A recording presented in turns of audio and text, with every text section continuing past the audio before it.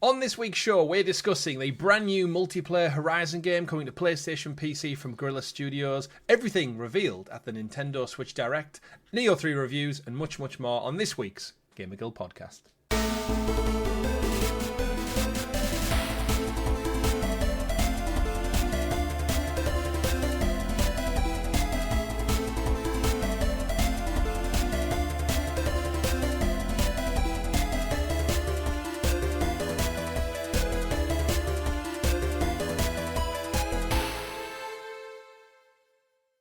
Good game, everyone, and welcome back to your weekly gaming show, the GamerGuild Podcast, where we get together and round up all of the week's video game news for your listening or viewing pleasure right here on youtube.com/GamerGuildTV and available up there in the digital clouds on your podcast platform of choice. Just search for the GamerGuild Podcast and you will find us there every single Monday, 8 a.m. when this show goes live. Your podcast plays for the week, a relatively healthy Mr. Chris at Arcane Rogue on social media, and the stuffy one, the man of many pixels, Mr. Richie. How are your sinuses, my friend? Terrible. I can barely breathe. I haven't been able to breathe through my nose for about 2 weeks now. You can hear it. It kind of sucks. Yeah. You can hear it. I'm just all bunged up and I'm addicted to Lemsip. That's how it starts. You'll be on crack cocaine next week. I need to get some Addictol to cure it. To cut it off. Just chop your nose off. But I guess apologies in advance for audio listeners. If you're one of those of the faint-hearted who doesn't like coughs, breathing, spluttering, I'll do what I can to avoid it. I can't do anything about sounding the way I do, unfortunately. Not at all. You do sound interesting. I've not had sniffles, but I've had my daughter had like a cough and a sore throat and a nose blocked, and then both me and my wife immediately the next morning were like, "Oh, my throat's like really tickly," and then you can start to feel your nose go. It's like it's going to get us. It's going to get us, but touch wood for now. I'm not quite. Thankfully, we're in a digital world. Mine is generally all in the nose, and some days I wake up and go, "Oh, I don't feel too bad today. Maybe I get better." Then the next day goes, "Nope." Yeah, it's the sleep. I always find as soon as you get like to kind of like 11 o'clock at night, you get worse. It's like, no, this is the time I need to be okay to lay down, and all the fluid moves around in your head. Yeah, you wake up about 8 times, they just blow your nose. Yeah, tissues everywhere, and not the good reason. Anyway, we do have a great 2 minutes in. We do have a great show lined up for you all. But before we get into all that, don't forget to like, subscribe, ring the ding ding, that bell, so you're kept in the loop with all the great content we do here on the channel, just like this very show, and live streams occasionally. More importantly, some different stuff on the channel right now. We've got PlayStation Retro Hunt. Just went live for members. The Rayman episode has gone up for members, so go enjoy that. I think the Rayman one actually might be going fully live. There's another one in the pipeline. I can't remember the order, but basically, if you're into retro hunting, there's that there. There's also a live stream up of Alan Wake 2 in partnership with Amazon Luna's blog post, which we'll get into in the news. So there's quite a lot of stuff going on there as well. And I'm trying to think, in between all that, there's probably some other special things that are going to drop on the channel anyway, so hey-ho. This weekend, myself and Richie, we're actually off on an adventure with our fellow co-host friend Tom. We're going to a retro gaming market. So will I no doubt spend lots of money on retro games to fill out the library behind me? Yes, I will. Do I need Richie and Tom to hold me back? Most likely. Will Richie buy anything? I know last year you were teased by there was a backwards compatible PS3 and a retrofitted Game Boy Color, if I recall, were the two kind of big things that caught your eye. I am not in a position to buy anything right now. Remember last year when you told me as soon as I sold my house I might have bought one, and here we are a year later. My house, I've agreed to sell my house. Too much to my annoyance, the paperwork isn't finalised yet, so I still own the bloody thing. Home it's been on the market for over a year now, and it's just it sucks. We'll get there. We'll get there one day, and you can spend all the money on all of the Lemsip and medical requirements you need. But I'm looking forward to it. We'll probably we'll go out for some food. Looking forward to a day out. We'll see friends. Yeah, we'll go travel. So yes, at the time of listening to this, if you're checking it out at the start of the week, we've already gone. So keep your eyes on PlayStation Retro Hunt. I might have something. We might pull a little bit of a video together. It's been a while since the three of us went on an adventure to do with gaming. So keep your eyes locked to the channel. A quest, a side quest. Perhaps we'll see. But yes, I'm looking forward to that. But as I said, Richie, we do have a great show lined up for everyone. But we like to start every show by talking about what we've been playing recently. And I alluded to it a little bit, but I've went back to Alan Wake 2 in terms of Amazon Luna. I'm not going to play anymore. There was a part during the live stream that I really wanted to kind of just keep going. because it gets its hooks in you so early, and it's such a gorgeous game. And I'm readying myself for Resident Evil Requiem, so it's so similar. I was all ready to go, and then I had to check myself and go, no, you finished this, you platinum this. There's other things to go enjoy right now. But it did get me hyped for Resident Evil Requiem, and it has led me to go and play the original Resident Evil, which I know loads of people in our Discord server will be thrilled about. I tried it on on my PS3 via backwards compatible for the original disc. I needed the modern version, so I've downloaded the PS5 port of the HD GameCube version, I think it is. Right, I was going to say which version. So you try to play the original PS1 version. Now you're on the GameCube version. Yeah, the tank controls alone took some getting used to, but the visuals, obviously, they are dated. But thankfully, the GameCube HD re-release, it's a director's cut version. I've got on my PS5 dashboard, so I think I'm going to go and start it. It's quite true to the original, really. Yeah, it just looks a bit better, I think, is ultimately what I'm looking for. But yeah, so that'll be there. How about yourself? Between taking deep breaths, what have you been up to? I still haven't got the platinum on Octopath. I've got one boss to fight, but he's much harder than anything else in the game. So I'm having to level up. When I've looked at some guides and stuff, they're all going, oh yeah, from about level 75 you should have no problem in a video when their stats are much, much higher than mine. And I'm like level 80. So it's just like, well, there's these items called nuts, which you can get through the game, which boost your stats. So it's like, you've clearly been farming nuts before you've made a guide saying how easy it is. Yeah. Farming so nuts. I've got quite a bit of grinding to do. And so this week I've played a little bit, but I'm a bit bored. So, I sometimes like, I want this platinum, but I need a little bit of a break before I go back and really sink my teeth into this grind and go for it. Yeah, I appreciate that. Sometimes a little bit of a break's good for that type of thing. Yeah. I keep thinking I finished Infamous 2 years ago now, but the whole point of that game, because you have decisions to either be good or be bad, and you can imagine there's a full trophy list for finishing the game in good and a full trophy list for finishing the game in bad. And once I finished it in kind of good mode, I knew all I had to do. But you're just like, I really don't want to just go back to the start and go through it all again just for this like row of trophies. So I thought I'll put a pin in it. Here we are, 15 years later. Maybe one day I'll get back to it. But I feel you're on that one. I just need a little bit of a breather, so I'll probably go back to Octopath next week and really make a push for the platinum. Yep. So this week I've actually just been dabbling a bit with Fallout 4. Oh yeah. For no other reason than I've been watching Fallout. I have the game. Nothing really interesting doing. I've got the steelbook actually. Very nice. Look at that beauty. I've also been playing a bit of Morrowind on PC. Again, watching Fallout, so I played a bit of Fallout. I fancy playing something else, Bethesda. So I went to my PC. It's like, oh, what have I got? Oh, Morrowind, I haven't played that in years. So I've installed it. I'm not planning anything serious. I'm just killing a bit of time before I go back to Octopath for the platinum. Yeah. And then up next is this. Oh, is it still sealed? It is still sealed. Factory sealed. Because it's factory sealed. I bought the Ultimate Edition of Control. Simple reason. I had it on PlayStation Plus, which I no longer have. So I went to like, oh, should I play a bit of Control? When I was like, right when I decided I need that little bit of a breather from Octopath, should I start Control? Then realised I had the lock symbol. I was like, oh, I need PlayStation Plus. You don't have it anymore. So it's like, do I get a month of PlayStation Plus? Well, it's for me, realistically, it's probably going to be 2 months of PlayStation Plus by the time I finish Octopath and went back to it and finished it. How much is that on Amazon? The Ultimate Edition was like 23 quid. Oh. So, yeah, so I just buy it. Makes sense if you're going to dig it. Wonderful. I'm looking forward. It does come with all the DLC and everything, so... Fantastic. I typically wouldn't bother with the Ultimate version, like an Ultimate Edition or something, but the price difference between that and the base version was like literal about £2. And you've always recommended doing the DLC and stuff.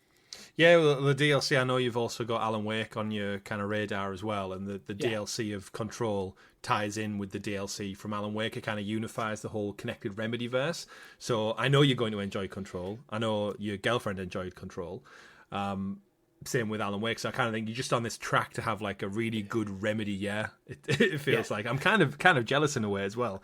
Like I said, 10-20 minutes into Alan Wake 2, I was like, oh man, I could just go for this. But Control Resonant presumably is coming out this summer, so I'll be on the same bandwagon you will be in just a few months' time. So I'm looking forward to it. But yeah, Control, the frenetic kind of action gameplay of it's so fun. Like the telekinesis. Summer's starting to stack up a bit, isn't it? This year is. It's one of those things. At the start of the year, and I told myself, there's only really James Bond and Resident Evil, and they were both kind of 2-3 weeks apart. But then Bond got pushed back to May. Resident Evil kind of doubled down into February, and now I feel I've got this really good cadence, but there's loads of stuff all scrambling to get in there before Grand Theft Auto, and we'll talk about that in the news later because that's kind of like a big point. Same with your point to Morrowind and Bethesda games and Fallout. Yeah. There's a whole slew of news coming from that as well. So good stuff all around. I think every year is busy with games now, and that's not even including the ones that haven't been announced yet. So shall we get into it then, Richie? I think we should, yeah. Well, if we can, and if you can, introduce us to the... Deep breath. The graciously gathered GamerGuild Gazette, a.k.a. The News. The News. And as always, the news is brought to you by Lemsip, the cold and flu medication that you can take when you, too, have a blocked nose. Jokes aside, it's brought to you by... Imagine that was a crazy sponsorship. I got a call to manage to get a Lemsip sponsorship for the podcast because of it. I'll take it. But realistically, it's brought to you by our wonderful guild heroes, the fantastic members of the channel who support us that extra little bit further, just like you can, from as little as 99p on our bronze membership. I should probably shout out as well, the guild heroes make everything happen, because I was having a look at our YouTube channel. Even though we're growing in numbers, our membership's actually dwindling a little bit to a point where we're almost hitting that tipping point, Richie, where the podcast feeds that we actively have paid for 6 years now to distribute onto all those Apple Music platforms, Spotify, Pocket Pod, or whatever it's called now. The tank's starting to get a little bit dry there. So if you are a guild hero, you're thinking about it, now's probably a good time to jump on and support us as we try and bring you more varied content every single week. I don't know if YouTube is starting to take a bigger cut of it or not, but I looked the other day and it was like we have roughly the same members, but for some reason the revenue the channel generates isn't the same. It's more halved. So who knows? Maybe the taxman came for us. All finances aside, though, because that's not what we usually like to dwell on. Topic number 1: PlayStation announced a brand new game coming to PlayStation 5 and PC. Day and date from Guerrilla Studios, the Horizon folks, and the long-rumoured, long-awaited Horizon multiplayer game is real. It's here. It's not the MMO mobile RPG that was being worked on in partnership with NetEase. This one is direct from the Guerrilla's mouth as such. Horizon Hunter Gatherers was confirmed with a 9-10 minute video trailer this week with the devs talking and some trailer and some gameplay footage. And I quote from the blog, Horizon Hunters Gathering is a cooperative action game developed by Guerrilla for PS5 and PC that lets up to 3 players team up as heroic hunters to protect a world under threat from deadly machines. Combat is tactical, reactive, and deeply skill-based, building on the tactical precision of the Horizon games while embracing the dynamics of team play. Richie, Horizon Hunters Gathering. Let's start with the name first and foremost. It doesn't quite roll off the tongue, does it? No, it doesn't. Is it 2 H's back to back? Hunters? No, I think Horizon Hunters works. Just doesn't need the gathering. Yeah. I agree. Horizon Gathering works as well. Yeah, Horizon Hunters I do feel like is a better choice. And then, ironically, the MMORPG one from NetEase, Horizon Steel Frontiers, that's a cool name. That's better. That's way better. But I guess it's interesting what they're going for. So immediately, we saw the trailer, we saw the dev video come out, and I've kind of had to do 2 double takes on this one for me because my immediate pain, and I feel like yours might be the same, the art style. It's horrendous. I immediately got just Fortnite. It actually stung me because of how good the visuals are in Horizon. To see this franchise become cartoonified, it hurt me. The art style is absolutely fine. I personally never warmed to it at all, but it doesn't look terrible or anything like that. My biggest problem is it's so played out. Every cheap knockoff game uses this art style, and I feel like it cheapens. Clash of Clans. Yeah, I feel like it cheapens what could have been a better looking game. Yeah, but they're clearly targeting that Fortnite crowd and went for the same art style, the same vibe with the way the characters are posing and dancing around. They're heroes, right? It's like hero shooters. Yeah, it's a hero shooter, and everything about the presentation of this game, I'm not in on at all. I just don't. It just screams not for me. Yeah, the trailer looks like it would be great as like an animation, like a Spider-Man Into the Spider-Verse style animation, where the characters themselves look very varied. There's obviously an element of comedy in it. You've got it's not Val, it's is it Errand from the franchise? Seems to be the kind of the main overarching kind of glue that's going to hold the series together. There is a brief cameo from Aloy, but she basically tells him in the trailer, it's your job to defend the kingdom or something, and he's obviously going to be the main man. They're not going to get Ashley Birch back for this one, it looks like, other than maybe a cameo. But yeah, I couldn't help just get Overwatch vibes mixed with Fortnite, and I've seen a lot of people say across the comments, it's like that's exactly the same thing. It's basically just a hero game. Now, when they eventually got onto the gameplay, so name aside and the art style aside, well, can I go quickly back to the character design before we get to it? If you slapped any of these characters and instead of put Horizon, you went Overwatch, it works. And that to me is a problem. These character designs don't match, I feel, with like what Horizon should be. Outside of Errand, everyone just looks so generic hero shooter kind of character. And there's been so many of them. These might as well be in Concord. Like, I did see a lot of Joe comments saying like this is Concord 2 or Concord 3, however you want to look at that for now. Now, I like you, me, both of us. I think we both have the platinum in both Horizon games now. Yes, we do. Yeah, both of them. The art style and the direction in those games are truly stunning. They really, really push that Decima engine to the max with it. And even in like the cutscenes, like when you've got kind of one-on-one dialogue, even the kind of the NPCs and stuff, they all look really good and really detailed. They are able to emote quite well, a lot better than Ubisoft games generally do in such a big open world. But the combat is second to none. The combat in Horizon is brilliant. You've got all your weaponized things, your arrows and stuff, your traps and bombs. They make for really varied assaults on different kind of mecha dinos. And the gameplay loop, in theory, should work fantastically. Like if you gave me Horizon, and just when you and me used to play like Far Cry, you just used to drop into the other person's world and go do stuff together. Yeah, I feel like that's all it needed. Just give me the world of Horizon, give me some varied machine missions, and let someone tag along for the ride without really changing anything. And yet they've doubled down on this art style. They went for the Fortnite art style, which I think that's probably what makes the character designs feel generic to me. I think it's the art style doing it. Where if you transpose their art style into the Decima engine, it made it look like Horizon. Mm-hmm. So then you got some interesting looking characters there. Yeah. But I think they missed a trick with a game like this. Consider this Horizon Hunters Gathering. It's meant to be co-op games, like you and your friends going in. Where's your character customization? Yeah, they don't. Why really do I have to play that as a hero? Can I not pick a class and just play my character?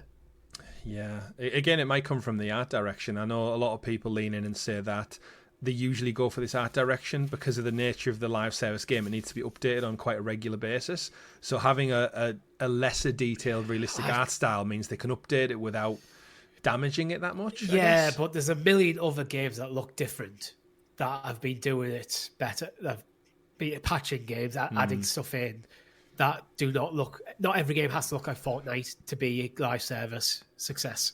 Yeah, it works. They're clearly targeting people who play Fortnite with this, because they know fine well that this art style does always come with criticism. Yeah, you look at a poll that's been Push Squares ran on their website. First, do you like Horizon Hunter Gathering's art style? At the time I took a screenshot, they had 2,186 votes. 47% went, it looks rubbish. 34%, it's fine. Only 19% of people said it was good. Yeah, and Push Square's like your dedicated PlayStation audience as well. Yeah, exactly. That's why I picked them for this poll, because I thought it's fairly representative of PlayStation fans. And I guess that goes back to your point, is it's it might not be for PlayStation fans. It might be PlayStation again, live service casting that net into a new, younger audience who do appeal to Apex, Fortnite, things like that. It's basically, I saw a lot of people say it's Monster Hunter Worlds mixed with Elden Ring Night Rain, where what they've said in terms of the gameplay, what they've announced is it's a squad of 3 people. They drop in. There's 2 mission types so far that they've said, and one of them has like kind of a battle royale ring, circles around you while you're going like a roguelike, gather your things, and take down enemies. That's the one that they've referred to as called Machine Incursion, a high intensity mission where waves of machines pour from underground gateways led by a formidable boss. And then they've got Cauldron Descent, which is a longer multi-stage trial in which ever-changing rooms push hunters to their limits, from brutal machine encounters to hidden doors that promise power and reward for teams preparing to open them. That sounds like a raid. So you've kind of got the 2 generic multiplayer styles that you would do. It says both of them have become available as part of a closed beta test, which they'll be running soon. I signed up to it just because I want to give it a chance, because I don't think off the bat, as a PlayStation fan through and through, I would pay money for this. That's the thing. So if the open beta I played and it's fun, maybe the art style I can kind of just come around to, because again, it doesn't look bad. It just doesn't appeal to me as a Horizon fan, and that's where my worry comes from. Is are they leaving behind their core audience, which made Horizon what it is today? I don't think they are. I think there will be a Horizon 3. This is the new direction for Horizon. So I'm not worried about Horizon as a franchise. It's just very much this game is not for me. Yeah. There's nothing about this game that appeals to me, to be honest.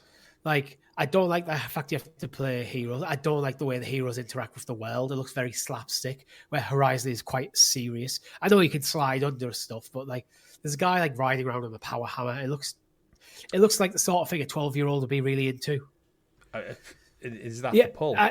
Yeah, that's it. This is for me. The game is clearly not for me. Yeah. I'm not really interested in playing a full game in co-op. Yeah.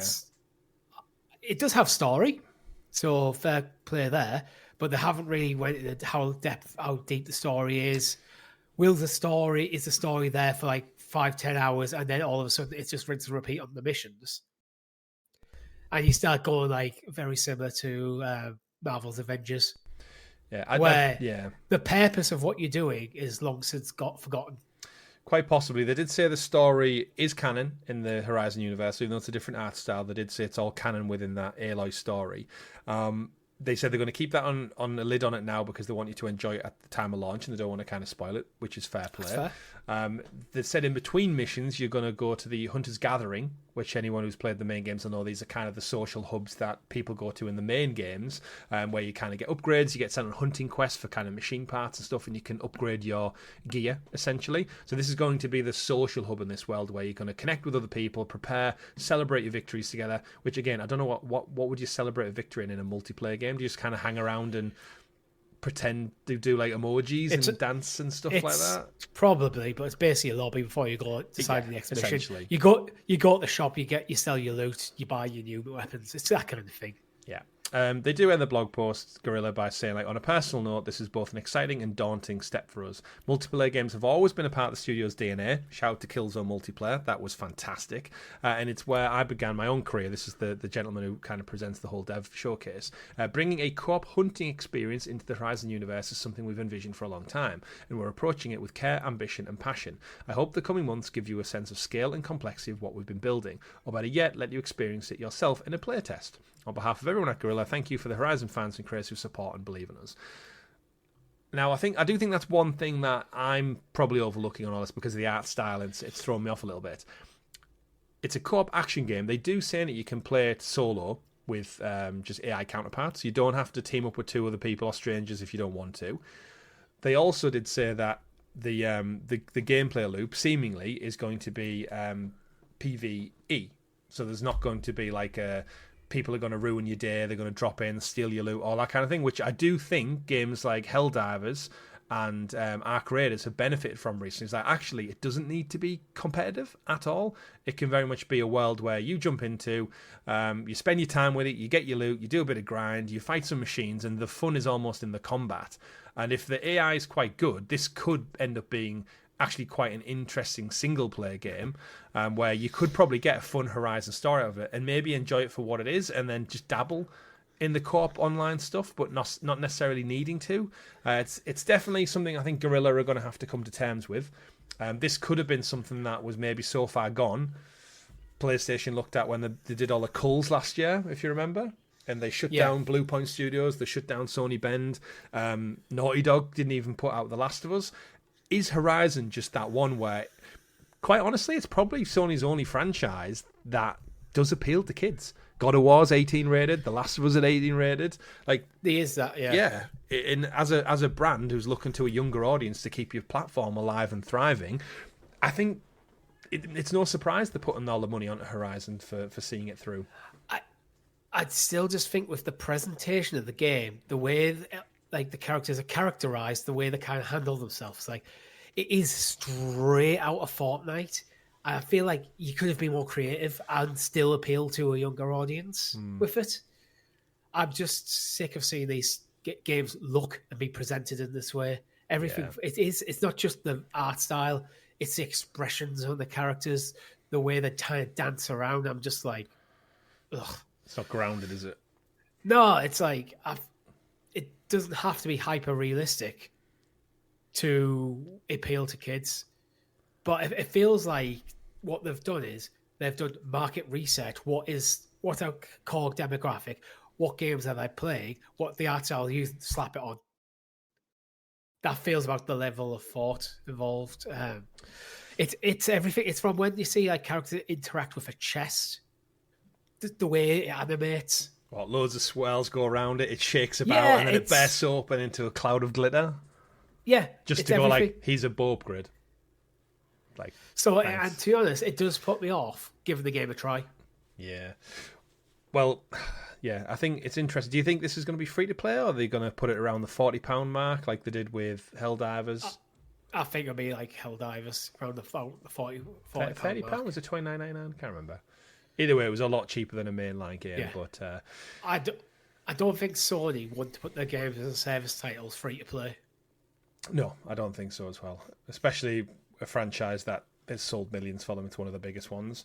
Yeah. But yeah, in summary, I do think Horizon Hunters is a much better name. Ditch the Gathering. Like, hopefully they've got time to maybe take the feedback on board and say, like, yeah, Horizon Hunters, fine. Horizon Hunters Gathering. It's almost like there's two plurals, Hunters and Gathering. It's suggesting like there's two. You're doing two things. You're hunting and you're gathering. It makes sense. It does in the world. The gathering is where all the hunters are going. That's what they call it, the gathering of the hunters. But yeah, I don't know. It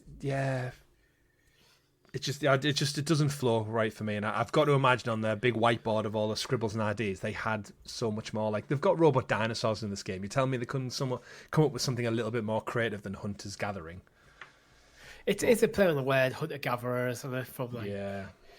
I get where they're going for. It's just nothing about this game's currently working for me. Well, hopefully the playtests come out, and maybe I'll get some hands on. Maybe some folks in our Discord will get hands on, and I would like it to do well. I do think PlayStation, aside from Helldivers, they do need another big hit that just like allows them to like churn some money over, because it takes so long to get a single player game out. They need some cash in the coffers from a persistent live service game. I'm actually going to go the other way. I don't want it to do well because I might give them ideas of keep pushing these sort of games. Well, cards on the table then. Does Horizon Hunters Gathering do better or worse than Horizon Steel Frontiers? I don't know. Because even though we give Steel Frontiers shit for looking like a mobile game, at the moment I'm leaning more towards preferring that because it looked like a Horizon game. I think this does better. Okay. It is launching on PC at the same time as well, so maybe that PC audience will actually pick it up and do quite well. But yeah, it's interesting. We live in a world where we're getting kind of two games, but as you said, not a third entry. But yeah, just pulling up the trailer for Steel Frontiers, it looks like Horizon, just with a MMO skin over it, which I feel like at this moment in time, it appeals to me more because my brain looks at it and goes, oh yeah, it's more Horizon. Imagine if this game looked like Horizon.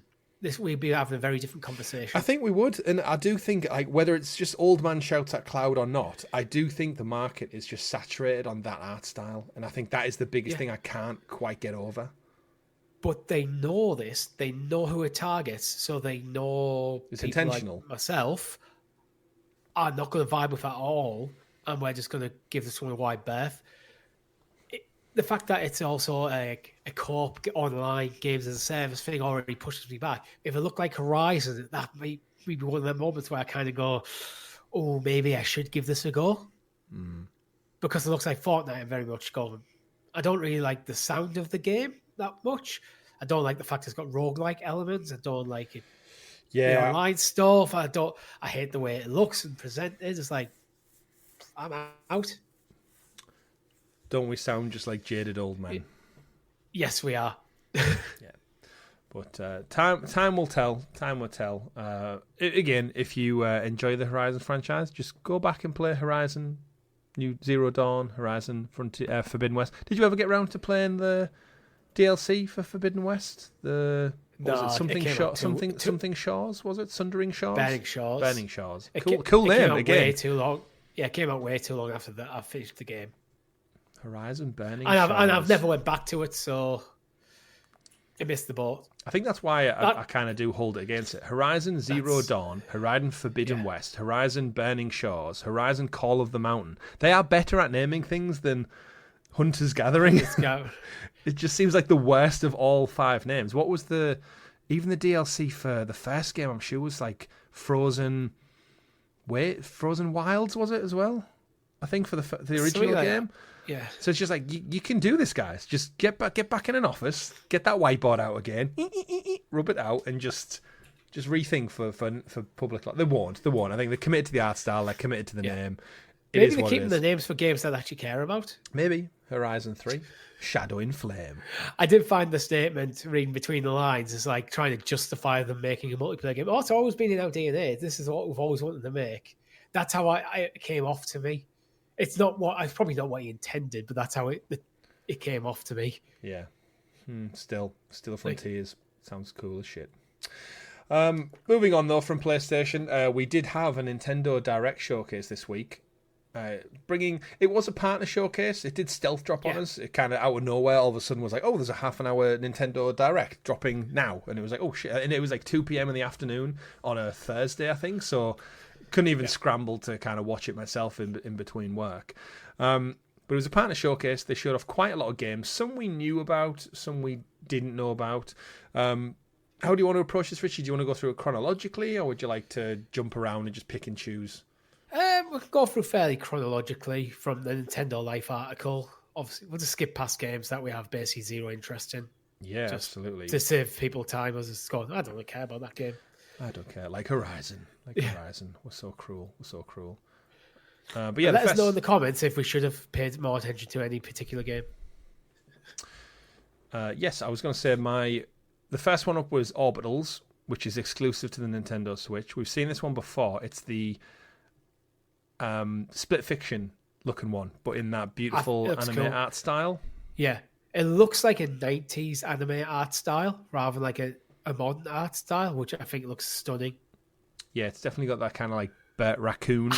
It has the proper hand-drawn aesthetic. I like it. Did they give any deals? I'm going to admit my Chrome browser's absolutely froze on me now, so I can't see anything. I can't read anything. I'm just looking at a still image of the Orbitals trailer. Orbitals lets players team up and brave the deadly storm wall and the perils beyond to save their home.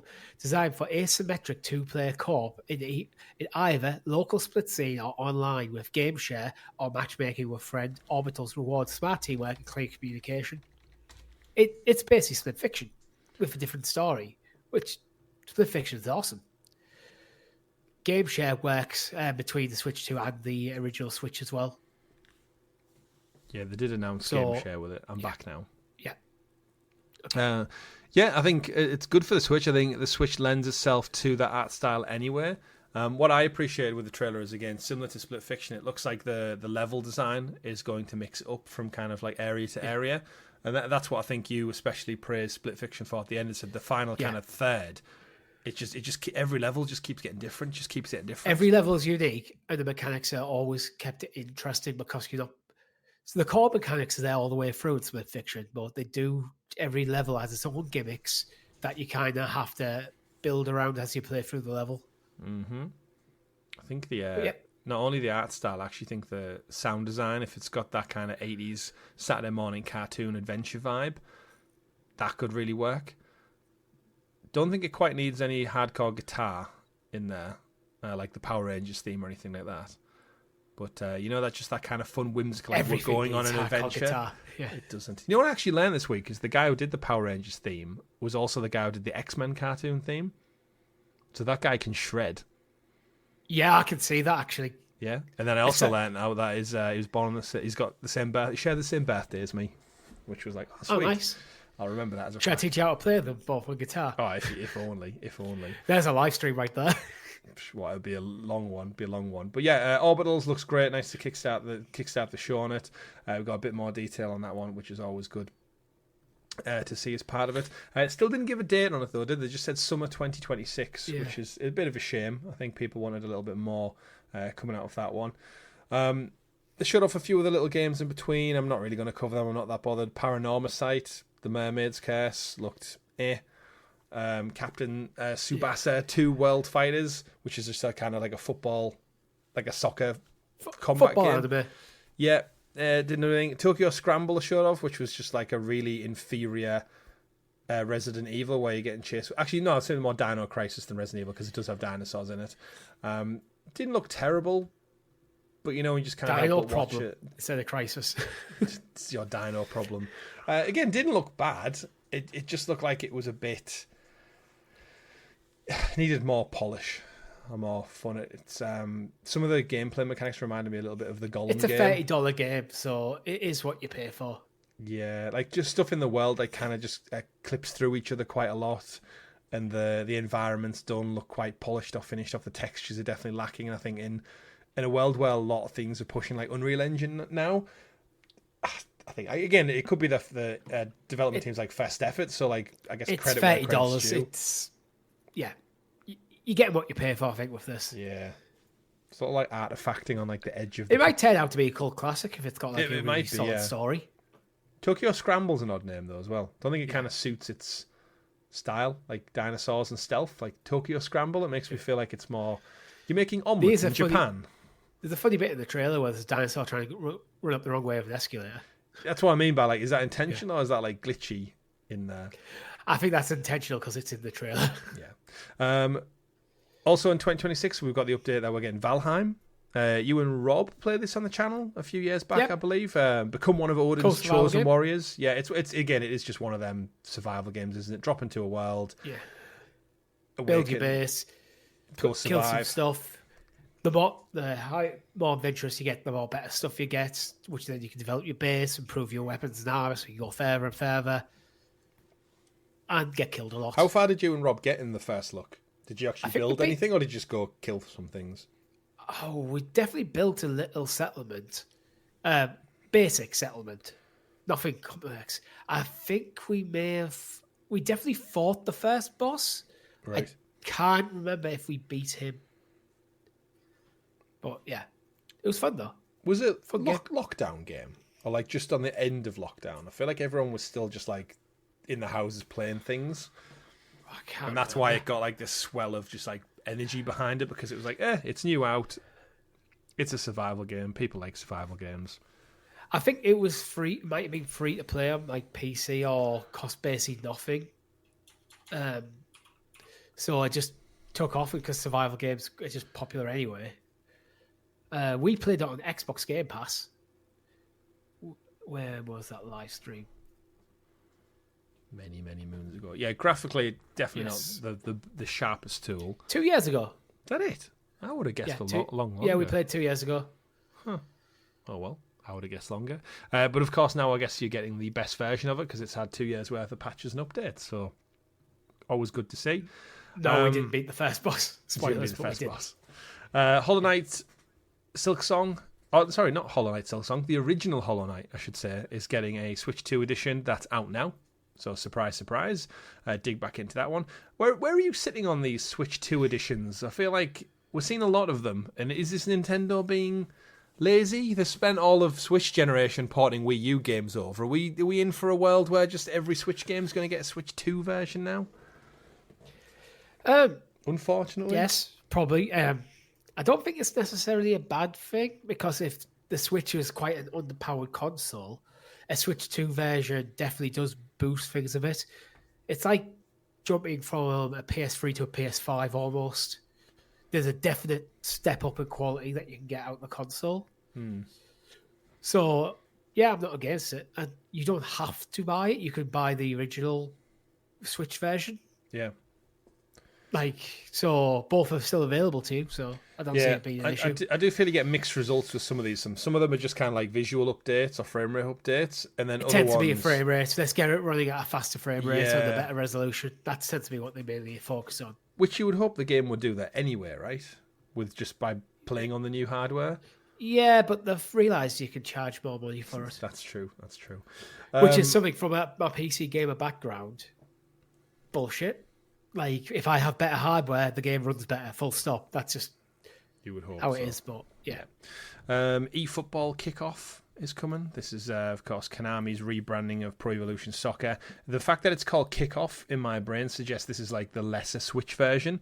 You know, like I used to get the PlayStation versions and PSP versions where it was basically the same game every single year. They just patched in the skins and the rosters. And they actually didn't do anything with the game graphically or gameplay-wise because it's just it's the lowest common denominator. Looking at the trailer, it doesn't look as good as I think it looks on PS5 and Xbox. I don't know. I'd have to relook at the trailers, but I don't think it looks terrible for eFootball, considering that since they got rid of the Pro Evo moniker, it has dropped in quality visually. I mean, even just in sales, right? I'm guessing their budget's nowhere near what it used to be as well. Yeah. But yeah, so and I think it's probably free, like the main eFootball one is. So you know what? If you want a sports game on the move on your Switch, I played FC 25. Remember, I bought it in a sale at the back end last year, and it ran like shit. So why not check another one out? Yeah. Next up, we've got the Adventures of Elliot the Millennium Tales, which we've seen before. It's got a date of June 18th, later this summer. This is the one that pretty much it's from the team that did Octopath Traveler. I hate the name Adventures of Elliot. I think we said at the time when the first read, just I still hate it. Just call it the Millennium Tales. Millennium Tales, and it would be such a cooler name. And I guess you're the one who's rounding out your adventures in Octopath Traveler 0 right now. Yeah. This is just the same thing, but with a new story. They're so good at doing this. Project Triangle. It's a different game. So Octopath is your classic turn-based JRPG. This is more of action-focused. So I'd almost say it's like a Legend of Zelda meets Octopath kind of vibe. Looks gorgeous. Yeah, it is. I'm playing this game. I want to play this game. Why is it called The Adventures of Elliot? I don't know. I don't care. Is it just Japanese translation, or is it just it's what they do? It probably sounds better in Japanese because Elliot over here is just what Elliot. That's just a standard issue name. Over in Japan, it might just be a case of that's a cool. It just looks really good, yeah. A cool sounding name. So, yeah, I don't know. There's something really cute about just that kind of pixelated art style, isn't there? 2.5D HD where you've got that added depth. But yeah, what does it mean by an action one then? Does it mean just the combat's button mashing as opposed to taking turns? Yeah. I can't really say I've played one. It's live action. It's so you are fighting live instead of just taking turns through the menus. Would you say that's more up my street than the Octopath approach? Yeah, probably. Interesting. What they do, I do quite like the concept as well, is because it's the Millennium Tales. Is each part of the story takes place through time, so it seems like it's in this one open area world, and as the story progresses, it goes through basically it's Industrial Revolution, medieval. It just goes through time. And I'd be curious to see where the story ends. You're going to end up in the future, like Civilization, where just there's nuclear power and stuff and rockets everywhere, or does it kind of cap out in and around high fantasy world instead? But yeah, the Millennium Tales cool. Coming this summer. Comes out a couple of weeks after 007 First Light, so hopefully enough time to get through 007 First Light before this. Definitely a palette switch in art style going from Bond over to this one, but it just looks fun. I think I don't say I have a soft spot, but sometimes when I absolutely fell in love with Sea of Stars, I've got that vibe from it as well. Just obviously action, and I'm thinking maybe it's about time I give one of them a go, even if it is got a stupid name. Yeah. What's a worse name? The Adventures of Elliot, Project Triangle Triangle, Strategy. or Horizon Hunter's Gathering? I think Hunter's Gathering is better than The Adventures of Elliot. The Adventures of Elliot. But what makes it worse is it's The Adventures of Elliot, The Millennium Tales. Not The Millennium Tales, The Adventures of Elliot. Maybe Elliot's more important than it reads as if The Adventures of Elliot is the name of the franchise, not the name of the game. You do laugh sometimes. We got a Super Bomberman collection announced, which includes all Bombermans, Super Bomberman 4, 5, etc.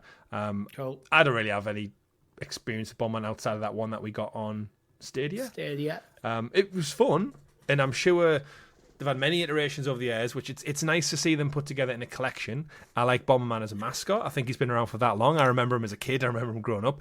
But I could not tell you, looking at this trailer, the difference between each game. They just kind of look like the same thing. A bit like Pac-Man. It's like it's the same thing, just repackaged every 10 years. There will be subtle differences, but yeah, this is a repackaging, so cool. What the Stadia one called? It was Super Bomberman. It was like a battle royale, wasn't it? Bomberman. It was a battle royale, which was a cool take on it, to be honest. What was that Stadia exclusive as well? I think it was, yeah. And then at the time, where you went deep on, was it the Tetris 64 or something as well? Yeah, Tetris 99. 99, yeah, that was it. Wasn't 64, yeah. But yeah, Bomberman keeps ticking over. That was when the Switch first came out. That. Yeah, in a way, as a character, it kind of irks me a little bit that Bomberman hasn't had like he might have done. Like a 2D side scroller, like he drops bombs everywhere, so he's got an arsenal of weapons. I feel like he would fit perfectly into Nintendo's world of give him just some kind of like Sonic the Hedgehog, Green Hill Zone kind of map, give him some generic enemies, and let him just chuck bombs at them and go left to right and finish the stage. Feeling? Something similar to Captain Toad Treasure Tracker. Yeah, where they're like little diorama levels to like work your way around. Yeah, because Bomberman, I don't think he can jump. He can walk around. He's got bombs. He's got quite a limited move set. Where that's Captain Toad. You're just wandering around the level to solve the puzzles. Yeah, but using bombs. Yeah, I completely agree. I just think he just seems like almost like a weird mascot for Konami in a way. But then again, Konami haven't really been making games until they've suddenly upped their ante with Metal Gear Delta, did they? They hadn't done anything between then and now. They all went full in on pachinko machines, didn't they? So who knows? Next up, we got an update for Final Fantasy VII Rebirth coming to the Switch also in June. So 3rd of June, it lands that one. How does this tease? Do we think that the third entry in the trilogy is getting any closer now? With the Switch one being wrapped up and done? I've seen rumours that the third entry isn't going to be time locked to PlayStation. I've seen that as well, yes. Square Enix in a few earnings calls said they wanted to go multi-platform about a year or so ago. Yeah, that's where I was. I was trying to remember where I saw it. Whether they've got pre-arranging contracts that they can't get out of is another matter, but yeah, I think we're getting close to like being ready. I think either Summer Games Fest or Game Awards this year, it'll be time to announce it. Yeah, definitely on the play. Summer Games Fest, I think, will be a good place. Yeah, even though it won't be an exclusive. Night Live for Summer Games Fest. Yeah, it's definitely going to be. That's why I think a Keighley thing. Yeah, would be a good place to announce it, especially if they go multi-platform right at the gate. Get out a Keighley thing, and it's a show opener, closer. Absolutely. I'm going to be in for a wild ride when this trilogy's out and I finally play it. When I get like the complete collection, whatever it's going to be called. What a ride! But yeah, would you be tempted to go back and play it again on Switch, or do you think like you just waiting for the third part now? If I was to replay it, I'd replay it on PlayStation because I don't own the Switch 2, and I actually don't own Rebirth. Nat bought it, I played it with her watching, and then she sold it. She traded it in. Never sell your games, folks. Never sell your games. We'll buy it. Of course, it's one of them. They're always on the sale, so it's like we trade it in while we get money back, and then we'll just buy it again later. Next up, we pivoted to Pragmata, which again doesn't got a date, 24th of April 2026. From Capcom this time. Interesting one with this. Like this game, I don't know about you, just doesn't interest me at all. It's kind of like just looks like Death Stranding, but with a little girl attached to your back instead of a baby now. I've always thought it looked intriguing, but I feel like there's other things I've been playing this year, so my interest has waned. I also feel like I've been teased for this game for about 5-6 years. I think it was announced in like 2019 or 2020. Yeah, it's too long in the tooth. You know what I can't get over? The creepy little girl. Like she doesn't look like terrible, like graphically or anything. I just think when you see the gameplay and she's just on your back, it's like, what am I looking at here? What is this? Like, is it just too crazy kind of like Japanese for me? Isn't she? Yeah, she is. Yeah, she's like an android and she's got powers and abilities. So basically, they said the combat is you have kind of like the basic third-person shooter mechanics combat, but you can use her as like almost like a pause menu for specials. So similar to Final Fantasy, I'm not sure which one, but she basically freezes time as you select specials from a different like a sub-menu. I think 7 does that. I think does 16 do that a bit? No idea. But yeah, and as she goes, she can pick up like little tropes which will boost like your hit point multipliers and stuff. So yeah, I don't know. It's probably fun to play. I just when I look at it, it just looks weird, and not in a good way for me. Like one headshot and she's down. I don't know. I think it's just Capcom. I'd rather Capcom did Dino Crisis, but instead they're doing this. So. Hope you know what, credit where credit's due. I shouldn't lament them too much because they're doing a new thing. It's a new franchise, a new IP. They've tried it. That's what I'll give them credit for. It's I can see almost like Dead Space like vibes to it at some points. Yeah, but I don't think it's leaning that much into horror. There's definitely a bit more. Not so much horror. I don't know. It just some of the action elements of it feel like Dead Spacey, but yeah, it is in space. I think it's going. I feel like it's going to find like an audience. Yeah, I hope it does. I do hope it does well. But yeah, just less creepy kids on your back. Moving on, Richie, through the showcase, we got trailer for Turok Origins, which is a new entry coming fall 2026. This is the kind of the dinosaur game that I'm all about. Did you play Turok back on the N64 days? I feel like you had it. Turok was awesome back in the N64 days. I feel like it lost its identity though. Like Turok for me was I feel like Turok needs to be a first-person shooter where this seems to be third or first, which is fine. Mm-hmm. But yeah, I don't know. It looks okay. The reason I have confidence in this one is the reins have been handed over to Saber Interactive, and this is running on the same engine as Space Marine 2. And because it's third person, it kind of gives me vibes that it just looks like Space Marine, but with dinosaurs. And Space Marine was bloody fun with orcs, so swap them out for some dinos. You know what I think's putting me off is the co-op elements of this game, where you can play the game solo or as a team online. It feels like I think Turok, the original games, you felt quite isolated. And I think that was part of like the atmosphere of the games. I don't remember the dinosaurs having like guns and cannons on the back. Is that like the later games? Did it get away from dinosaurs into like mutations? They always had a bit. Yeah. There was always a bit of that, even from the first game. I remember playing it and being so scared of the raptors when they like chased you. Yeah, and I think it was partially because the controls were probably so clunky to like get away and where they could get you. But similar to Dino Crisis, graphics probably terrible by today's standards. One of the first 3D games you've ever played. Yeah, when it's hunting you down, running at you. Kyoto Xanadu was up next, announced. No idea what this is. Is that not to be confused, Xanadu, with the ELO #1 performed by Olivia Newton-John?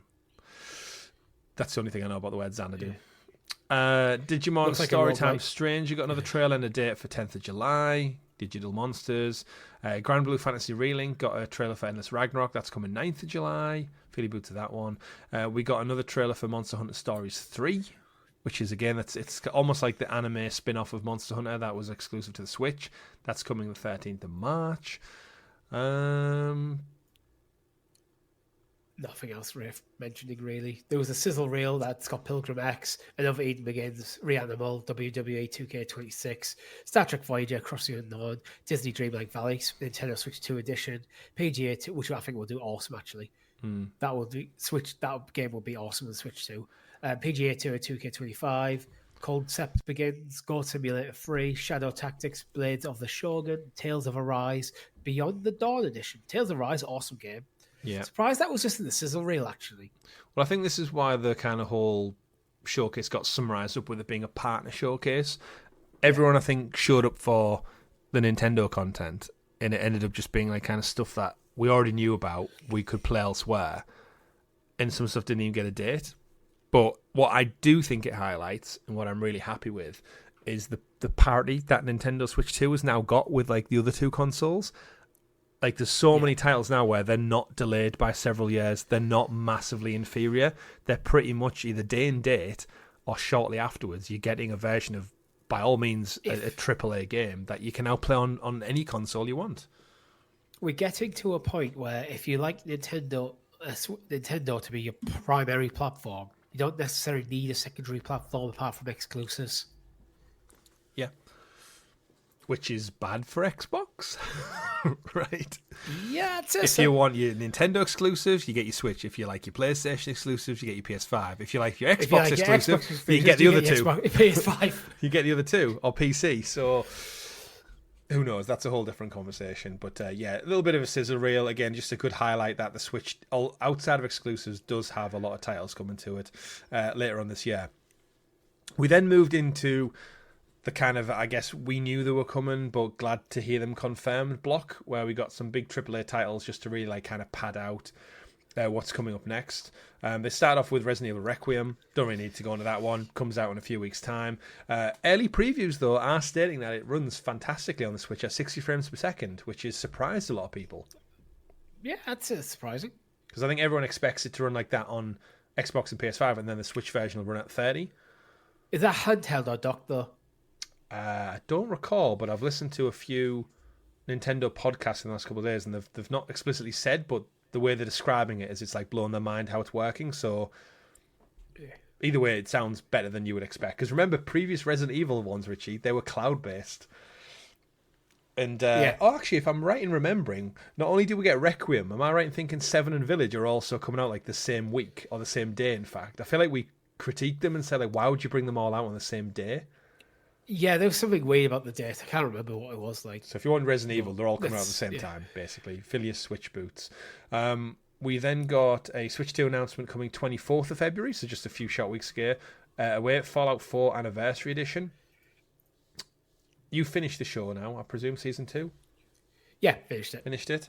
Do we think this is just perfect timing for Switch? Yeah, I think it's a good get, really. Finished the show, Fallout in people's minds. Oh, it's coming to Switch 2. It's a shame it's not a couple of weeks earlier. Yeah, kind of capture that zeitgeist. Because as I said, I've played a bit of Fallout 4 this week because I was just killing a bit of time before I go back to Octopath. Mm-hmm. If I didn't own it, I owned the Switch 2, I potentially would have bought it. Yeah. But by the time this comes out, now that'll be out my system. For me, this is absolute marketing 101 of, obviously, yes, you've missed the boat with the TV show. However, repackage it, put it on a new platform and sell it for full price. I'm sure this is like 45, 50 quid. So for a game that's how old now? Was it 2015, 2016 Fallout 4? 2015 according to the copyright in the box. So you're talking over a decade old game and you're able to repackage it, put it on a new platform, and people who've never experienced it before, they'll drop the money on it. Happy days. Indiana Jones and the Great Circle, also announced from Bethesda, coming to Switch 2. So having just got the Platinum Trophy for this one, great to see it moving over to other platforms. I think it's one of the best games we've had in the last 10 years.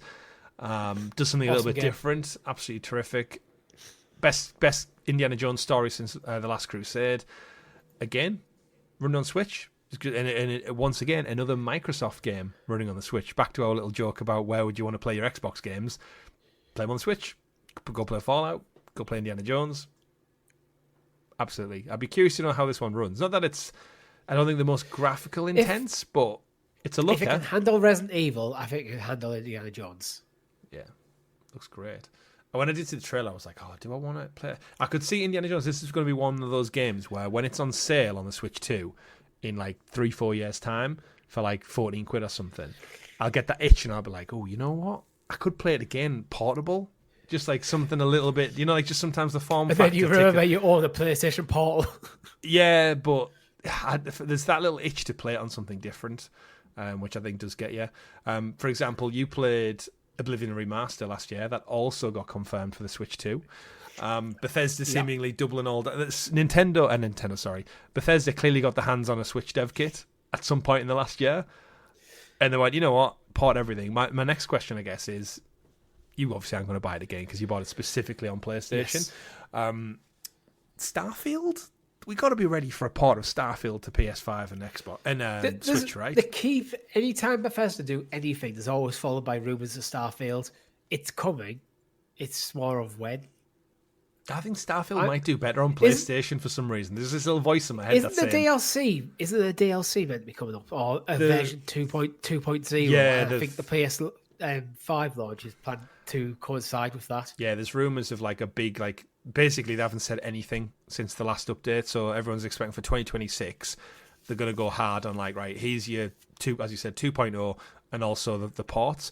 But yeah, there's a little voice in my head that just thinks Starfield is a better fit for PlayStation. I don't know why. It just has that vibe. Like, I'm a huge PlayStation fan.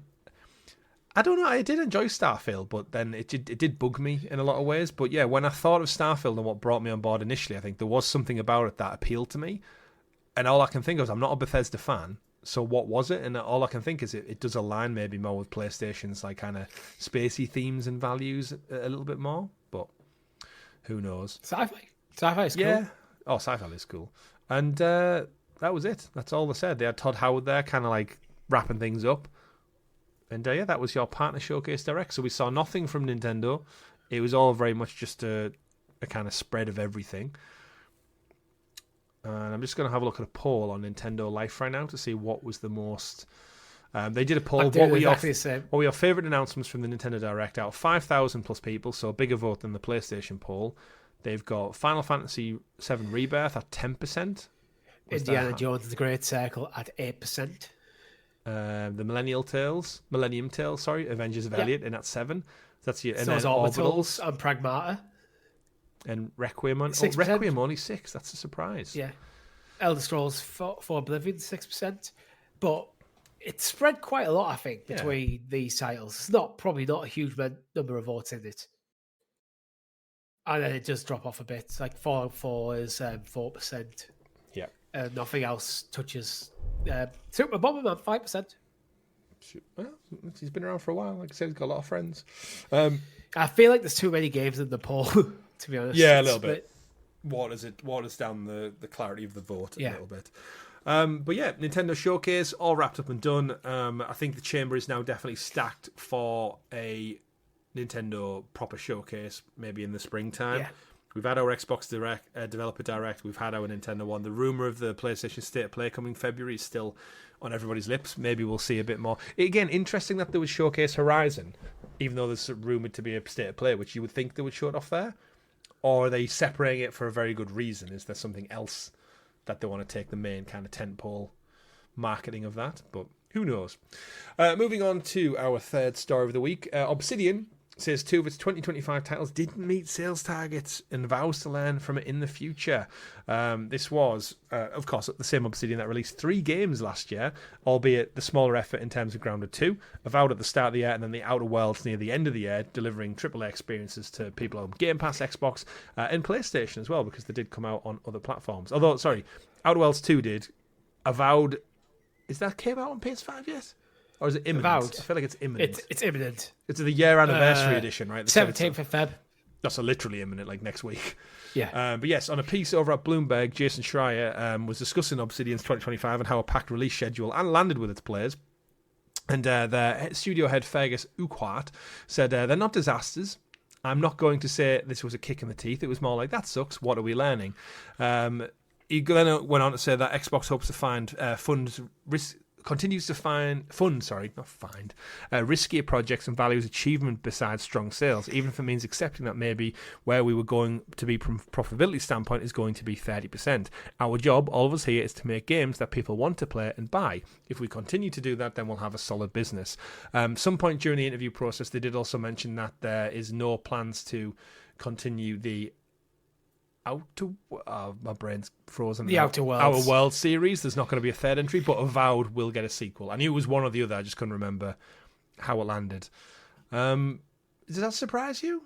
Is the Outer Worlds kind of like everyone said the sequel was better, but then is that kind of like the story's been told now? And I don't know. I feel like it's probably doing it disservice, but I always looked at both Avowed and The Outer Worlds 2 has kind of been budget Bethesda games. Like Avowed is a budget Elder Scrolls, Outer Worlds 2 is a budget Starfield. They're just like, there's something about them where they're both very good games and the game that people wanted. They wanted Starfield, they wanted the next Elder Scrolls. So I think it's probably something in there that somehow, unfortunately, it's been unfairly got that unfair tag against it. Because I'm still interested in like buying Avowed on PlayStation. Yeah. I think, again, like solid games. I saw a lot of people this week saying, like, are they just AA though? They're not AAA? Like, what? How do we define it? But No Outer Worlds 3. I think the smaller AAA. Yeah. But I haven't played the first Outer Worlds. So that's one of the reasons why the second I haven't really spent much time thinking about. Because if I wanted to, I'd rather play the first one first. Yeah. Microsoft recently denied such a figure for profit targets, but then the interview seemingly reports that, well, actually there is a target that they need to hit, and they clearly didn't meet it, but they continue to make more games. So I think the good thing with Obsidian is Grounded 2 makes them a lot of money, even though it seemingly is their smaller title. It seems to be their most successful, which is the ultimate irony in game development, right? The one you put the least effort into and have the smaller team on. It's the one that least Obsidian of the titles. that's the one that's been successful. And it does it. It's a cool concept, that's why. But yeah, I enjoyed what I played of Avowed. The Outer Worlds 2 and 1 does actually appeal to me, but like yourself, I never played number 1 at the time. Never got around to it. It just never got around to it, yeah. It's one of those things that if I just had more time, absolutely. You know what? I reckon a PlayStation Plus release of the Outer Worlds 2 would get a lot more players playing. Interesting Or do it to the Outer Worlds 1. Get that in people's hands. I think I have it. I have it on PlayStation Plus at some point. But I think this thing that's great for Obsidian is, all things said and done, the speed in which they've been able to turn this around has meant that actually they could probably get on and crank out another project before another studio has cost twice as much to get a game out does. So I think, yes, they might not have done sales figures, but this goes back to, I think, what we've said for years now about Game Pass. Is like, it's hard to critique and judge when the Game Pass model skews the numbers so much. Like, did it sell that many? Maybe not. But is it getting players on Game Pass? Probably. Is Avowed on PS5 going to turn more profit than it ever did on Xbox because you're paying it per box unit? So they're getting like £60, £70 or whatever it ends up being, £50, I think, straight up front. Same with, like I've said before, I'm going to go buy South of Midnight when it comes out. So they're getting more money from me. You went and bought Oblivion Remastered, so they're getting more money for you. Whereas people over here just dossing around on Game Pass, you're really only getting your monthly sub out of them, spread out across 100 titles. So interesting metrics, but that's the path that they've chose to take. I'm sure like the metrics for Game Pass are adjusted to have like a sales equivalent. So they won't go on, probably when it comes to Game Pass figures, they'll go on users played for over 10 hours or something, and consider that a sale or something like that. Because they'll have to include them in the figures somehow. Yeah, I'd love the day that we finally get like a Microsoft leak that gives us the details of Game Pass, like from the just day give me launch. that equation. Yeah, just like let me see the metrics, so we can finally sit back and put it to bed of like, is not even if it's profitable, just to see where the numbers lie. See how these numbers add up. Yeah. How do they actually make money? What share? How do they say if a game comes out of Game Pass? How many players is it considered to be a success, and how does that equate to money for that studio? Yeah, like even I'm just so morbidly curious. Like, what did the first year of Call of Duty do? We know Call of Duty is the best seller. Like when it went on Game Pass, did they see a massive spike? Did they see a drop off? How many people stayed for the next couple of months afterwards? Like, did it retain players? It might be a monthly pot where this is all the money that comes from Game Pass. Then they just take up minutes played in every single game, split it by who's played it, and go, there's your money. Yeah, it might be that simple. Crazy stuff. Moving on, though, we've got 2 games released this week. We've got some reviews for them as well. So, starting off, Richie, Dragon Quest 7 Reimagined just came out. It's sitting at a Metacritic score of 83. This is the kind of whimsical, cartoonish retelling of it where they've kind of given it a little bit of polish. Reading from a few reviews, I'll pull one out that I recognise. The Sixth Axis, give it a 9 out of 10. They said Dragon Quest Reimagined is a very, very impressive remake. 26 years after the original's release, the modernised edition of the game is everything I want from an RPG, and I can imagine it lands very well with people who grew up partying with Kiefer and Marbell. It's held back from a perfect score by only the smallest of gripes around pacing. Do you want to pull out some? I think this game's one that definitely could be on your radar. It's on my girlfriend's radar. It literally got delivered today. Oh, right. It's not on her radar. It's literally in her hands. Yeah, it's in the house. IGN, give it a 70. It's Metacritic's doing the thing where it doesn't load all the reviews. So yeah, they might still be doing it over the weekend while we're just dropping. Well, it says there's more reviews. It just stops actually loading them up, so I can't read them. Dragon Quest VII Reimagined delivers a better paced version of this 26-year-old classic while retaining its signature charm, but it also goes too far with some of its changes, sending down the experience for newer players at the expense of challenge and discovery aspects of the series. Okay. So their take seems to be, if you're a big fan of like the original version, you might be a bit disappointed. Yeah, they like watered it down. But if you haven't played it, you're probably not going to notice. It does look crazy. Forbes, also give it a 70. Overall, Dragon Quest VII Reimagined is a stunning rebuild of the classic PlayStation role-playing game. The stop-start aspect of the short story structure is still there, but definitely improved. However, despite its technical brilliance, it feels like a little soulless at times. It doesn't hit you the way most Dragon Quest games do. So I can only recommend this to die-hard fans of the original game, who will no doubt love it. You know, one thing I can't like, the art style's obviously like a definite choice. The main guy in the red with the sword, I can't help but see Matt Damon from Captain America: World Police. The guy doesn't wear red, does he? I'm not the main guy. He's wearing green. Sorry, the hero guy in the trailer who's got a red. He looks like a knight or something. I just see Matt Damon from Team America: World Police. Matt Damon. Like that's all I can see. With he's got his massive chin, and it's like, oh dear. But the art style, wait till he comes up in the trailer and you'll see what I mean. Matt Damon. But yeah, Dragon Quest VII Reimagined. Yes. That's unfortunate. That is very unfortunate. I'll get Team America's awesome. I need to watch that. It is. I'll get it up for our video listeners as well. You do give me a Matt Damon, Richie. Matt Damon. It works even better with your cold, actually. It works quite well. But all jokes aside, glad to see another remake out. Second game we got of the week, Nioh 3, the third entry in the Nioh series of the... How are they? Are the Souls-like? Are the Soulsborne? Are the... Too tough for you and me. But ultimately, coming out with an 86 on Metacritic. Also, is this a PlayStation 5 PC exclusive? Console exclusive. I feel like the first two were timed PlayStation exclusives. Might be, you know. Which I feel like everyone's sleeping on. I didn't realise it was a PlayStation exclusive. See if you find a decent review while I'm looking. I shall indeed. Yes, it is. Oh, wow. So there you go. Interesting stuff. At least according to Wikipedia. God, it's so hard to find a reputable Metacritic review now. They're all just all over the place. Games Radar give it a 9 out of 10. They say a triumphant evolution of the series for existing fans and the best possible jumping on point, though far from an easy one, for new ones. Nioh 3 demands care, planning and patience and gives immense satisfaction in the form of a brutal but engrossing adventure in return. Trying to look for another one. Game 8, if 92. If there's a company that knows its way around action RPGs, it's Team Ninja. Team Ninja, I can't say Ninja. But with Nioh 3, it feels like they have finally perfected their vision. This is the culmination of their endless quest to create the ultimate action RPG experience centered around a satisfying flow state, and they've achieved it in the bloodiest, most glorious way possible. It seems like more of the same. I feel like, again, if you're into this type of game, you've been eating well for the last 10 years now between Dark Souls and Elden Ring and Warlong Fallen Dynasty and Sekiro. The big outlets have even dropped it into a mixed review, which is usually around the 70s. So it's 74 positive and 6 mixed for PS5. Yeah.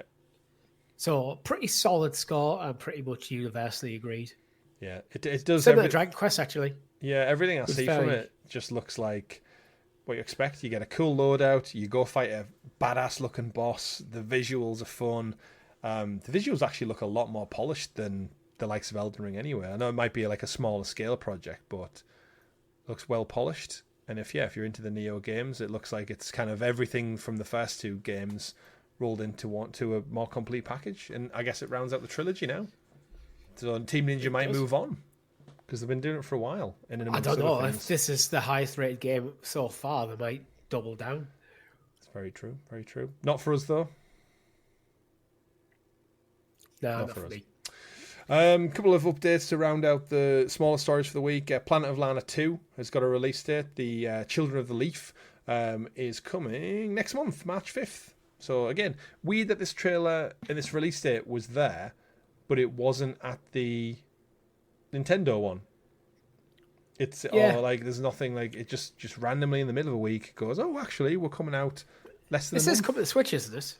Yeah, Switch, Xbox. I think it's coming to Game Pass, actually, like the first game did. And I remember this distinctly because I played it while, not long after my wife gave birth to my daughter. I remember playing it at like 4 a.m, tripping on being tired and just playing this whimsical little beautiful art game.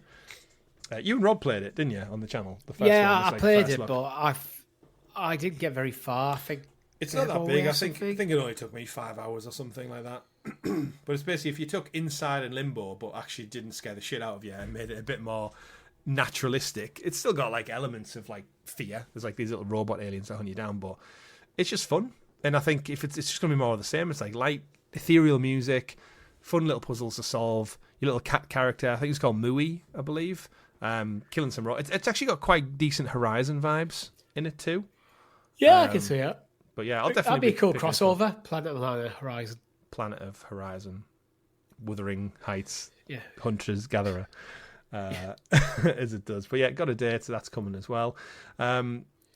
Annoyingly, I put this one on because it annoyed the hell out of me. The rumoured The Division Definitive Edition from Ubisoft came out last week, Richie, for $44.99. The Division Definitive Edition has gone live on the PlayStation Store. However, only for PlayStation 4. Meaning there's no graphical enhancements. It's just a complete edition collection of all the DLC and assorted cosmetics. So, for 45 quid on PS4. Like, what are Ubisoft doing? I don't see what the purpose of this is, because if you're interested in the Division... This is not the Division 2. No, this is the original. 1, with all the content unlocked. I feel like you might be able to get it quite cheaper by buying piecemeal than 45 quid.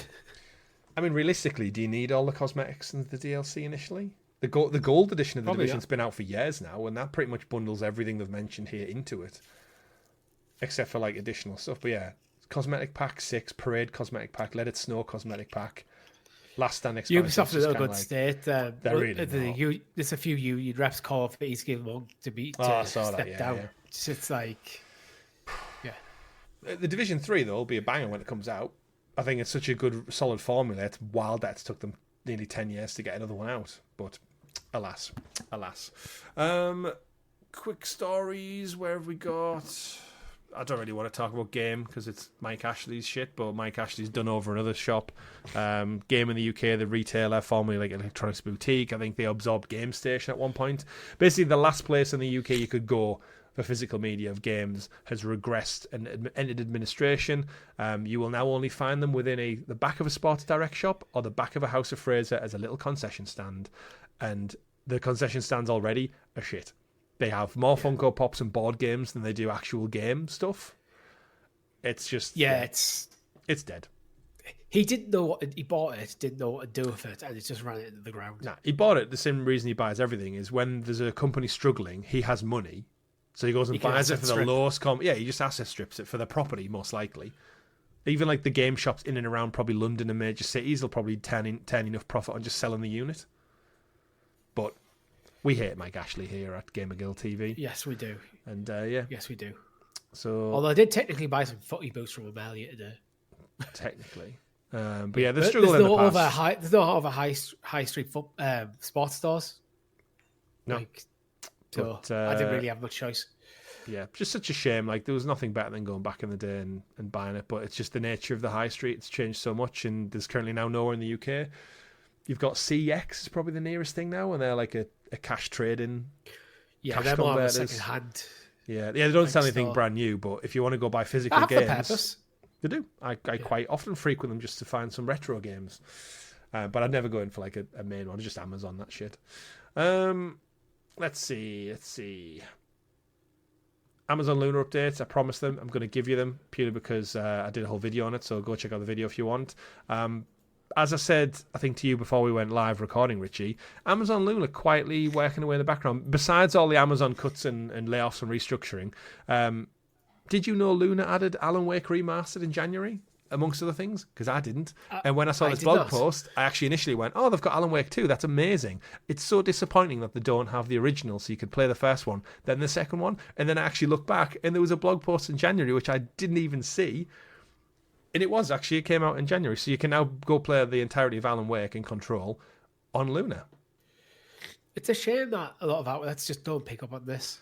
No, because we missed it, but like the likes of an IGN shouldn't be really. Yeah, I mean, I listen to the Kind of Funny daily news show. Like, literally cover the news every day, and they didn't mention it. They don't even talk about Luna. They've only ever talked about Luna when being sponsored by them. Yeah. Mm-hmm. Yeah. We'll do it for free here at GamerGuildTV. But either way, if you want to give us some money, you can become a there's a full video there, and in that video on the blog post, I do point out as well. For Prime members, you can have Alan Wake 2 for free, amongst other games. Hogwarts Legacy is still on there. Kingdom Come Deliverance 2 is still on there for free. That's some big AAA games of the last 2 years. Indiana Jones and the Great Circle is on there. So if you don't want to fork up for Game Pass and you happen to have Amazon Prime, there's some huge games for you to go and play there. But Web's Crazy Golf. Yeah, of course. The best of them all. The one that stood out for me, though, more importantly, Richie, is the Indiana Jones and the Great Circle DLC, Order of Giants, is included. Which means awesome. I believe this is the only place you can get the DLC for free. It's not on Game Pass. It's not on PlayStation Plus. But is the main game included? Yeah. Yeah. Or is it just the DLC? No, that'd be hilarious. It's all if available. they got the DLC for free, but the main game wasn't. It would be a proper sharp twist around. But yeah, if you're on Amazon Prime, you can now play Indiana Jones and the Great Circle in its entirety with DLC for free. And you can stream it on any device. Is also there as well. The game list isn't half bad at all. Yeah. There's some shit ones, as always, but yeah, so go check out the video. It's chipping away. Boot up, played it. Typical cloud gaming. Ran perfectly fine for me. Booted up perfectly fine. A little bit of artifacting every now and again where like it refreshes, but ultimately go enjoy it, have fun, check out the video. Just wanted to highlight that. A couple of updates coming to Game Pass this month as well. We knew about some of them with the new games like High on Life 2 is kind of the big one for the month. That's the newest entry. But in terms of AAA titles, Madden NFL 26 is coming, which isn't too old. Kingdom Come Deliverance has been added back onto it.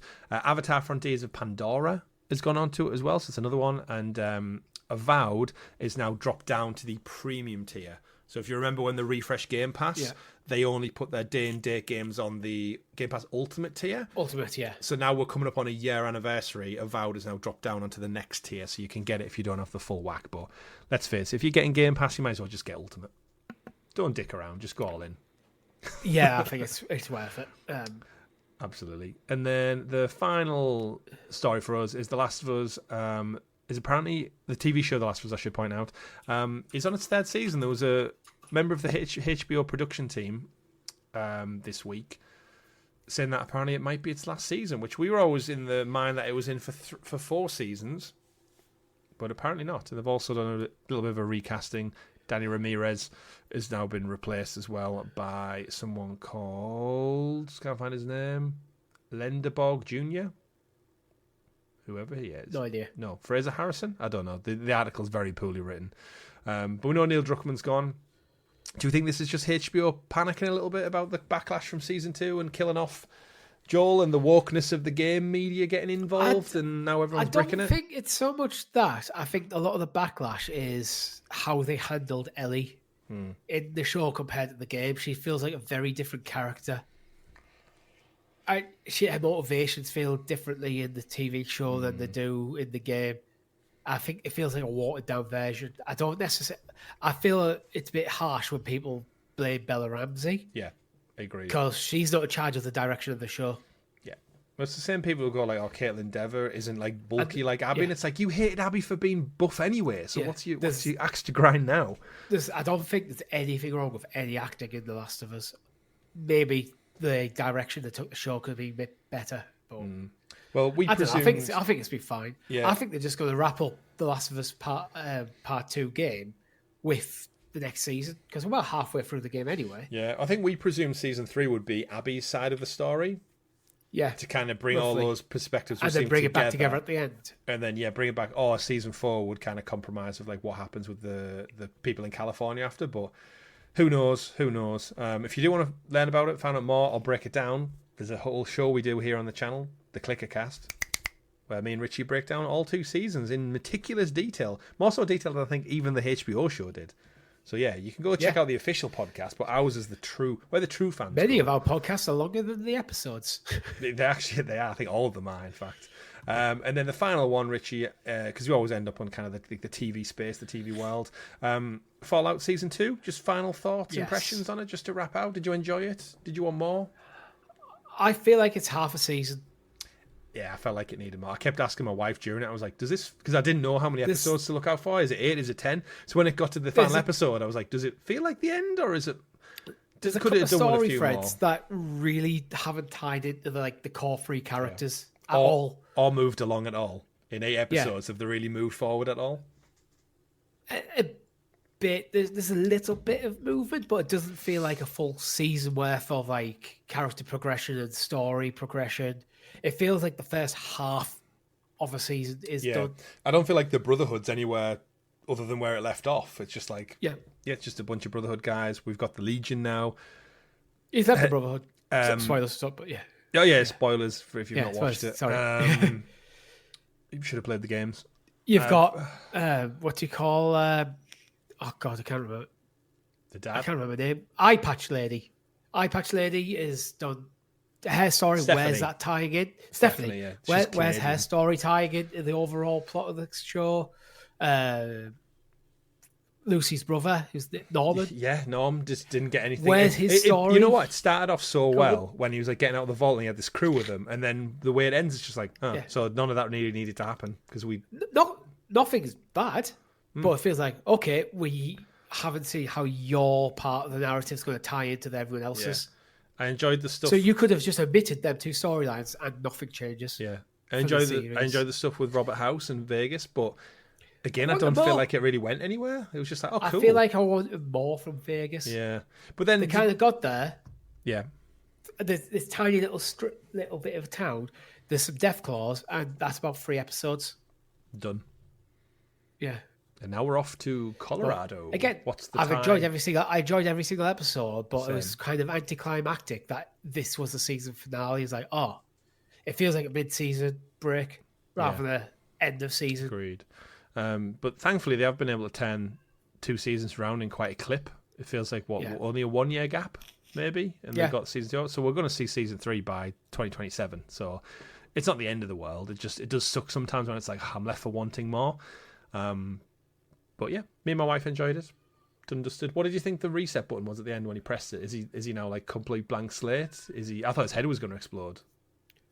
I think his memories have been wiped a bit. Imagine if he was just acting. He's just like, I'll just pretend I've been wiped, and then as soon as she leaves, he's like, right, bye. Oh, actually, my take was it because there was the head in the jar, wasn't it? That Lucy got rid of. The senator woman. My head, that I think she was providing the personality to all the people with the chips. Yeah. But now there's no head in there. He's pressed the button. There's no template for personality. So just do what they want. Pick it up, learn so as it's they just, go. Well, it's just blank. They've just been installed with a blank personality. Interesting. Yeah. Interesting. What's the connection possibly to Colorado then? What is it? The games? Do we go there? Is 3, 4, 2 set there? Because it feel like it was setting up like it did Vegas at the end of season 1. It's like, oh, we're going to Colorado. Like I felt like it was like an Easter egg at the end, so I felt like it should have meant more, and it didn't tick any boxes in my head of like, oh, I know this from Fallout. I don't know. Maybe Fallout 5's going to be there. Dun, dun, dun. Fallout 3 was set in Washington. Fallout 4 is in Maine. No, another DLC's in Maine, isn't it? Far Harbor. That's in Maine. Right? What's the setting? It's Boston, I think. Oh, so next to Maine. Yeah, that makes sense. Yeah, if the DLC was there, yeah, that's right. Yeah, so New Vegas is obviously set in Vegas. Is it? Yeah. No shit. So I don't know where the Colorado ties come in. Huh. Oh well. I'm not that deep on the Fallout games. I've played bits of 3 in New Vegas, but my most experience is with 4. Cool. Mine was 76, so there you go. That's it for the news, folks. We like to round out every episode every week by looking at this day in video gaming history. We're recording this on Friday the 6th of February. Anything stand out for you, Richie? Street Fighter 2 in the arcades 35 years ago. In the arcades. Can't really say that's not a standout title, can you? No, definitely not. 20 years ago, we got Command & Conquer The First Decade, which is where they kind of packaged everything into a collector's edition. I remember buying it thinking, oh, sweet, I've got them all in one nice package. And then I only ever played Red Alert 2 and Yuri's Revenge anyway. I think I have on my shelf somewhere as well, actually. Okay, the packaging was nice. Nothing else for me. That's on the February 7th, isn't it? Yeah. Nothing else on the 7th. Hogwarts Legacy, 3 years ago today. Yeah.